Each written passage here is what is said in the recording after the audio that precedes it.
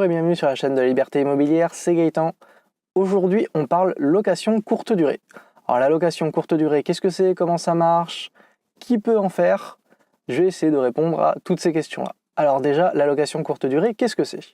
Eh bien, pour faire court, c'est comme un hôtel, mais au lieu que ce soit dans un hôtel, c'est un particulier qui loue à la nuit ou ou 2 jours, 3 jours, une semaine, il n'y a pas spécialement de règles là-dessus.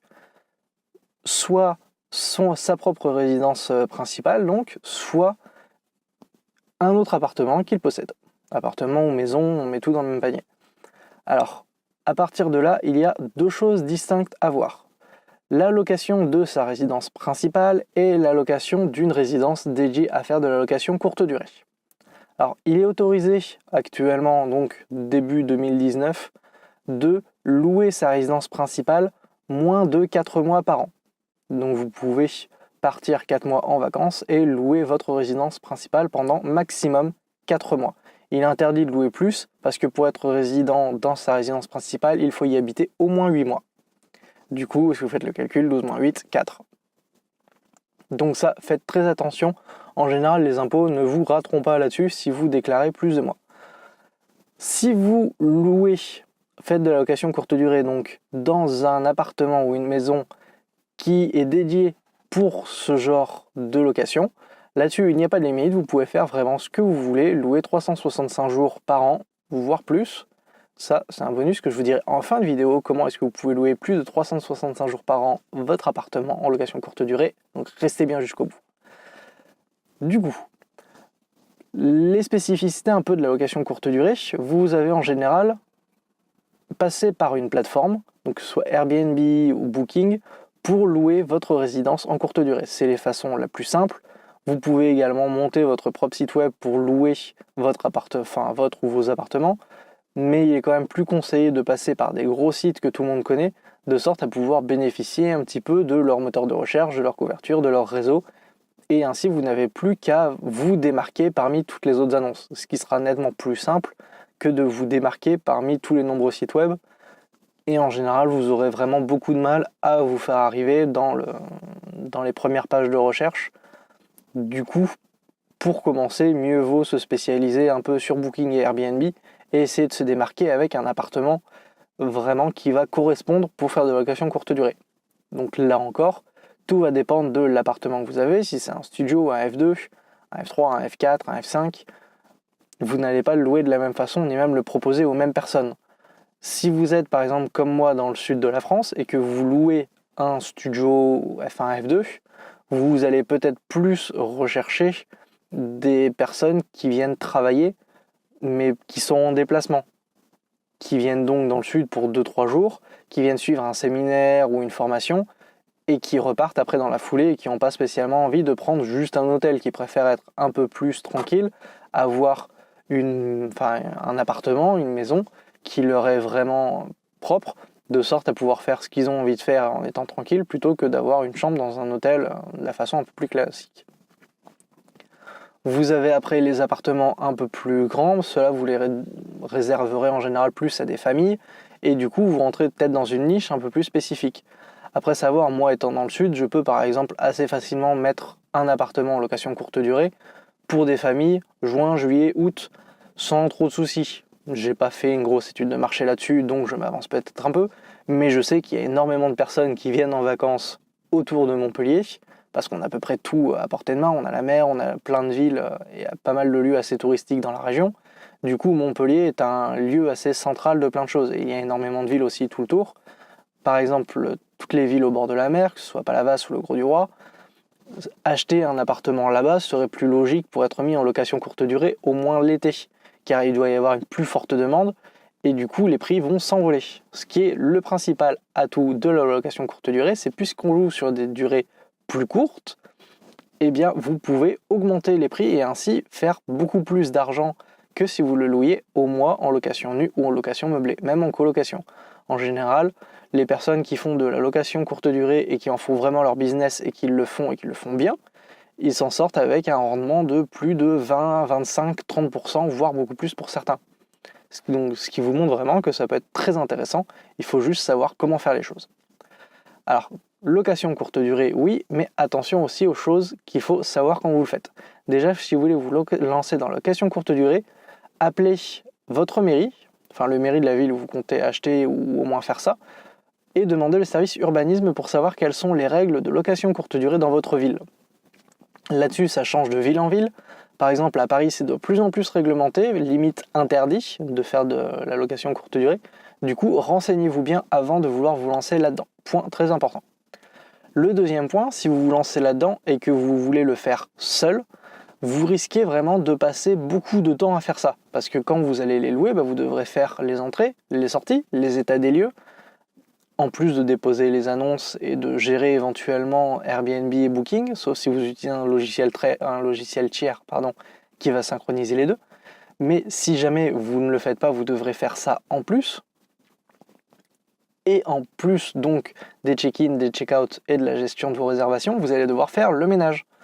Parce que comme dans un hôtel, les personnes vont juste arriver avec leur valise et devront avoir tout à leur disposition. Enfin, vous n'êtes pas obligé, mais en général c'est mieux si vous voulez vous démarquer et faire en sorte que les personnes reviennent. Si derrière vous avez des avis comme quoi l'appartement est sale, que les draps étaient sales, que vous avez dû faire les lessives et tout nettoyer, peu de gens risquent de venir chez vous. En général, ce que les gens veulent, c'est ne s'occuper de rien. Du coup, c'est à vous de vous occuper de tout. Donc faire le ménage, changer les draps, le minimum des courses, pour tout ce qui est salle de bain, pour dans la cuisine, enfin, pas non plus remplir le frigo. Mais en tout cas, il doit y avoir les bases pour pouvoir au moins y dormir. Pas forcément y manger, mais au moins y dormir et se laver dans de bonnes conditions. Du coup, soit vous le faites vous-même, mais à ce moment-là, tant que vous n'avez qu'un appartement, à la limite, c'est jouable, deux peut-être aussi, mais si vous en avez plusieurs, ça va commencer à devenir quasiment impossible à gérer.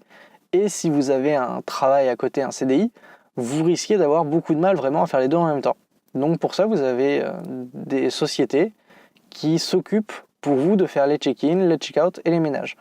Donc là, bien entendu, ça va vous coûter de l'argent. En général, ça va vous prendre, je crois, entre 30 et 40 euros par intervention. Donc c'est-à-dire check-in, check-out et ménage. Après, ça peut varier suivant votre région, ça peut varier suivant l'endroit où vous le faites. Vous pouvez aussi avoir un accord avec la société avec laquelle vous le faites. Ou alors, si vous prenez un particulier, vous pourrez peut-être négocier autre chose. Là, c'est vraiment un exemple que je vous donne. Donc, n'oubliez pas que potentiellement, si vous voulez vous occuper de rien, vous allez avoir des frais assez conséquents et donc non négligeables pour le faire. Donc, il y a ces choses-là à prendre en compte. Après, il est, comme je vous l'ai dit tout à l'heure, relativement facile d'avoir de très très bonnes rentabilités malgré le fait que il y aura tous ces frais derrière de gestion en fait de votre parc immobilier, mais qui derrière vont vous aussi vous débloquer du temps. Et du coup, si vous arrivez à faire en sorte que ces frais-là, plus le crédit éventuellement que vous aurez, sont moins que les loyers que vous percevez, au final vous serez gagnant puisque vous mettrez de l'argent de côté tous les mois, vous remboursez votre crédit.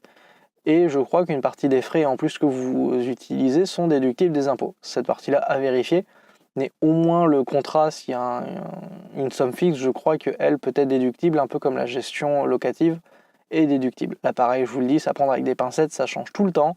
Donc pareil, renseignez-vous, n'hésitez pas à demander les conseils d'un comptable sur ce point-là, vu que vous faites presque de la location meublée, il pourra vous être très utile, surtout au moment des déclarations.